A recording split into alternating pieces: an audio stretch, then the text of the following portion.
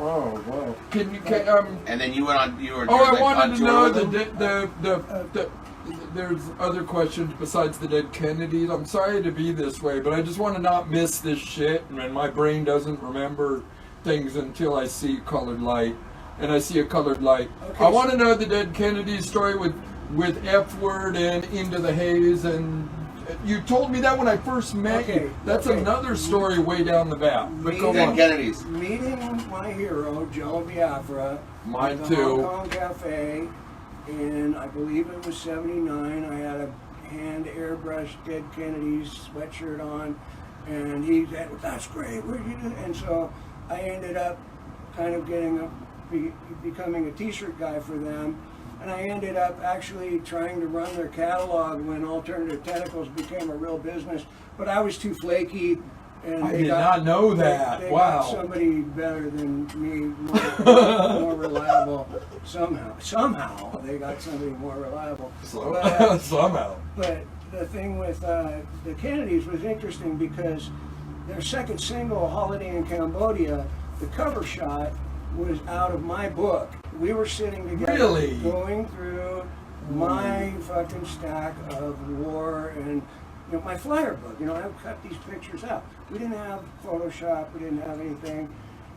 We had to walk uphill both ways. In the snow. Old man. And so we would just cut the pictures out of these books. And that picture, he was like, Biafra. And he liked the picture, but because somebody's girlfriend, their then drummer, it was before, I don't know who it was. Somebody's girlfriend had been promised the graphics job of the cover. So I had the picture, I did a layout with the lettering that I thought was better than what they ended up going with, but somebody's girlfriend had been promised. But what's really interesting is that wasn't going to be the second single. The second single was going to be Police Truck. And I still have... B-side, isn't it? No, it was an A-side. But I think it was an A-side. No, it's a B-side. Well, anyway. I did a cover for a Police Truck single that never happened. That was going to be their second single. And it was this great picture of these two Chilean cops beating the fuck out of somebody up against some iron bars out of this political, revolutionary book that I had. That was from your artwork, like books you had? Yeah, it wasn't from reference Jello's books, library? Yeah. It was from yours? Wow. Shit I bought and collected. But I put Police Truck with the O for police with a swastika in it. Swastika. Because I thought it would be obvious that the police are the Nazis. No go. Not even with Jello. Biafra was like very early, cancel culture. He was, like very, he would get mad at anything that, even vaguely hinted at Germanness or anything, whatever. So, okay, cool, whatever, that's your thing. And they had a big problem with real actual skinheads up there. And so I understood that.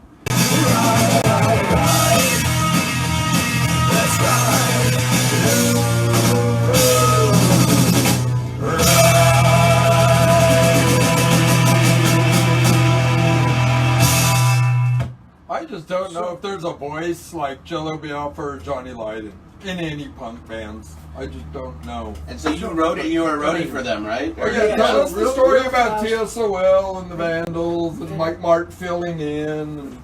Real fast. Okay. Into the Haze went on tour.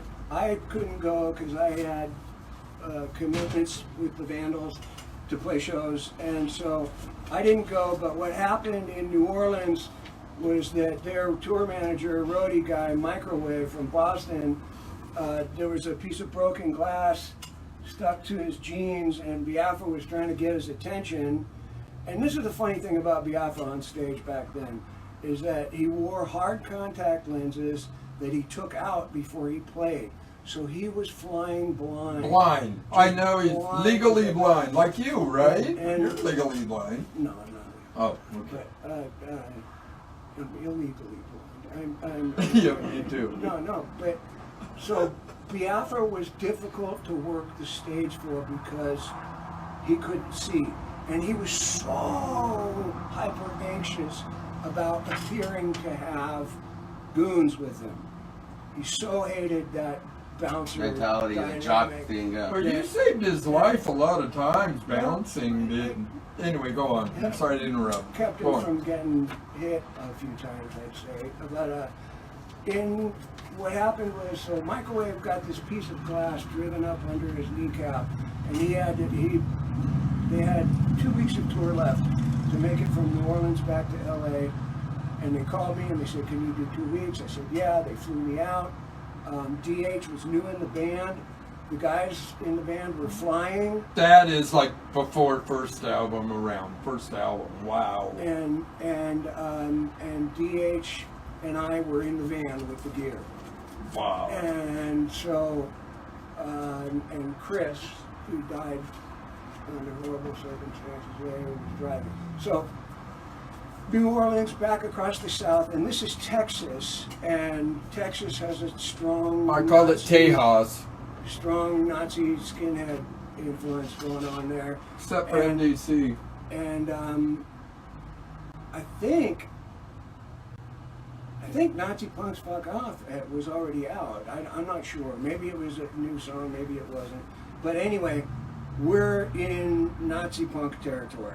And so we go and we play, the Kennedys play a theater in Austin. And Austin is one of the most, Liberal cities in the world, isn't it? Texas, yeah. How weird is that in Texas? And so, just bottles, 40-ounce bottles, just getting hucked. And DH fucking held his mud, and he just ducked them and kept playing. And, Wow. And they were aimed at him because he was black. Because he was black. Yeah, he was the black guy in the band, so they were going after DH. And at the end, we ended up. It was a scene. Like Texas women are really weird. It's time to get topless now. So that was all these. It's like a college football game. Yeah, Wow. And so we had Even in punk. we had that fucking night in Austin, and the very next night was in Dallas, and Dallas was in Arlington. a room Whoa. on the college campus. Again, huge squad of Nazis. They came, and this guy jumped up on stage, just fucking, one of those fit, tank, suspenders, Nazi assholes. Jumped up on stage, just took a haymaker at Biafra's head. Missed, not because Biafra saw it, but because Biafra was just dancing and he went like that. Pissing his moved pants head, like he always does. And he just, Biafra. So the guy whiffed this big punch. I went out, tackled the guy, ended up upside down. It was about a 4.5 foot high stage. I ended up upside down in the middle of all his friends, and I'm getting fucking worked. I'm getting fucking pummeled. But all Biafra saw was me punching the guy as I was taking him off the stage. Because I was punching him. Yeah. And he almost fired you, didn't he, over it or well, something? But you'll tell the story. Came up and screamed at me after, I finally made it back up to the set, kind of pummeled. And he's like, "Don't you ever hit anybody on my stage again." And I just went, "Fuck you, get your fucking stupid ass beat." And I walked out. And I just went to the, backstage and started drinking. And I said, "I don't care what happens to me anymore." And then afterwards, East Bay Ray had seen the whole thing. He explained it to Biafra. Biafra apologized.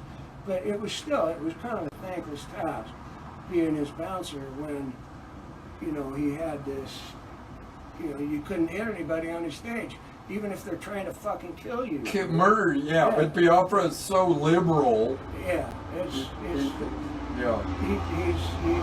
and I love him for that. He politically educated many of us. You know what that he did? He is number 2 behind Johnny Lydon. Those two guys, no matter what anyone says, but like I remember when when he was playing in Maximum Rock and Roll got all over him. He broke his fucking leg and then somebody snapped his fucking kneecap.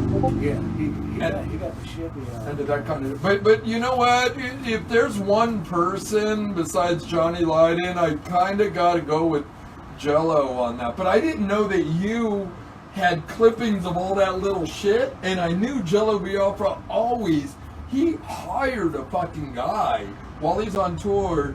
As he's getting newspapers, he'd circle everything in newspapers. So he had every document in the news. I don't know if you saw the Oprah Winfrey show, when people are like freaking out about him during the child stop, the Bedtime for Democracy album, or Frankie Christ, right? Frankie Christ was a thing. And he made a firm point on the thing, on the bullet about it, like there's going to be some offensive pictures here. Yeah. Jello told me that on the Giger book, and I learned the word Giger and Biafra from you, by the way, but that's the way I say it now. But I remember Biafra, I think you told me, but somebody told me Biafra was at Giger's house, and he's looking at these pictures and he saw the penis landscape. And he goes, I want that in there. And the rest of the band was like, no fucking way. He goes, I want a gatefold with the penis landscape. And you guys will know that. That's a no censorship sticker. It all came from that. But I just remember, that was originally going to be the gatefold of the Frankie Christ album. But instead, the band told him no. So he did the poster. Both ways, and broke them all up. And it doesn't even matter. Because the show's on Human. Yeah. I'm just telling you. Speaking of which, I remember having this when I was a kid. Most of you probably remember. God, Flipside video #1. Oh. Such a great, I mean, Flipside, how awesome was that to, like, you know, it's like a punk magazine you would get and like just updated news and shows. But this one I remember when they had him, what was that, at KCR, where were you at? KCRW, right? KCRW, right? They invited him in. KXLU. KXLU, sorry. Thank you. Alberta? What was her name? But anyway. They invited the Vandals to come Stella. in. Stella! And they let him have run of the Stella, hello! office there. I know you're watching this. Yeah, so what happened in that one? Oh yeah, tell us the story of that, because that's my favorite, another one of my favorites. When the Vandals went to Flips. I drew on some gold records they had on the wall. With marker, right? He started going through it, and all the executive stuff that was hanging on the wall, that someone's gold album and stuff. He just starts drawing all over it. I just want to say, before Human tells the story, the way I got it is, they asked the Vandals not to fuck everything up, and as Human told me when I was a kid, Human told me, you can't ask me not to fuck something up, because I'm going to say yes, and then I'm going to go do what I got to do. Anyway, it was the biggest nightmare show. You have to see this version, because this is, I mean... You can YouTube it. It's on YouTube You probably could. But I just gotta say, the way Human radio. explained that to me when it came out, it was fucking unbelievable. This was a great one, too. Okay, and then fucking paint, piss everywhere. It had Social D, Vandals, Sin 34, Black Flag, RF7, MDC, Descendants, DI, TSOL, Circle Jerks, Husker Du, Youth Brigade, and Black Flag again. Like, such an epic Never heard of them. video. But he needs it, so this is going to be his gift for being here. So I don't have a copy. This is awesome. You saw the VHS player? But you guys told all that. Yeah, I do. I Push just it all down by your knee. All kinds of shit.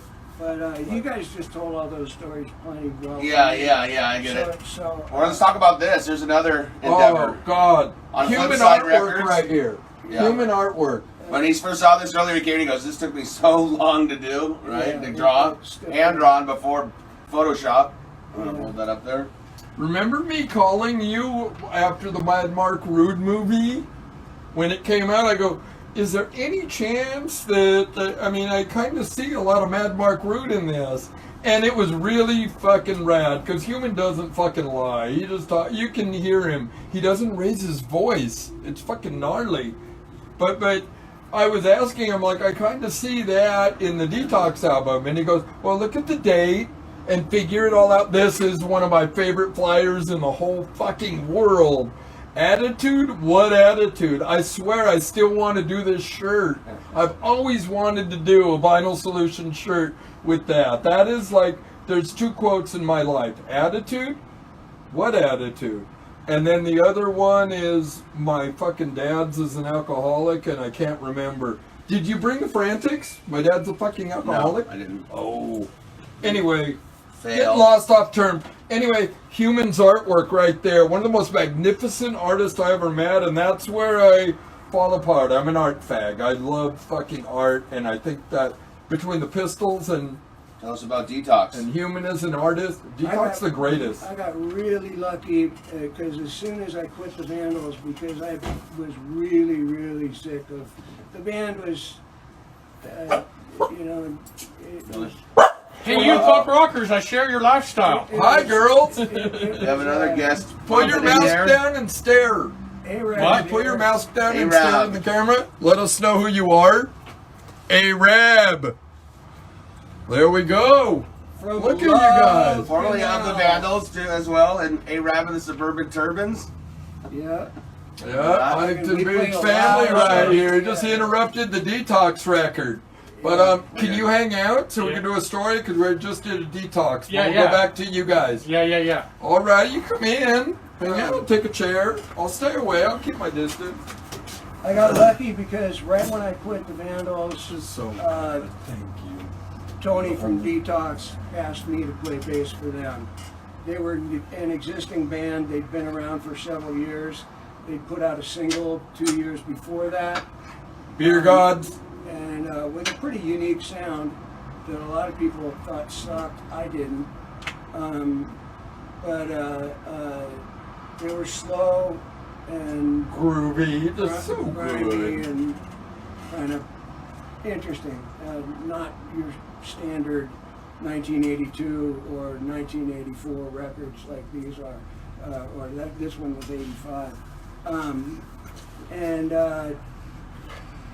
We ended up staying together for several years, put out really 1.5 album. We might call it 2, but we were too lazy to really write the whole second side on the second album. We just kind of did what we did on stage, which was play one That note. might be my copy. And when we would play one note, we would play one note until they unplugged us. When the sound guy would go, okay, one more song. We'd go, yeah, one more song. And we'd just play an E note. Like the Germs with Shut down. Shut down, yeah. always one more song and Yeah. then they play Yeah. Shut Down for Yeah. 3 hours. Yeah. Go on. That Wow. was kind of- I like the brick with the "We don't like you either." Yeah. That was like another thing that fucking tagged me. Was when Human was in Detox, there was always somebody, I think, but I believe you told me this story, that you guys had a cinder block that somebody would come out and put right in front of the microphone on the floor that said, "We don't like you either." I think Before that you was guys to even hold- started, but that that's... was to hold the kick drum in place, actually. Oh. That's what cinder blocks on stage are for. So what song you want to hear by Oh, Detox? God. No Reggae in Russia. No, Like No Life reggae. on Coenga. Radio That's Man. you on vocals. That's the only time we get to hear your voice, right? I'm playing- Sorry to embarrass you, but I think that's the only song is Reggae in Russia. Right, No, you Radio don't Henry, give me Detox. Here we go. Long song. It's Is not the last that song? thing, we made it all. I mean to speak Japanese. All right, what track? Can you turn the Japanese I up? think it's that one. All right. Yeah. The track's not out of order on the listing on the album. Of course not. It's flip side. It sounds like It was Flipper. us. It was us. Is that that Flipper sound? Sounds like Flipper. Yeah, this is the flipper sound right here. Native American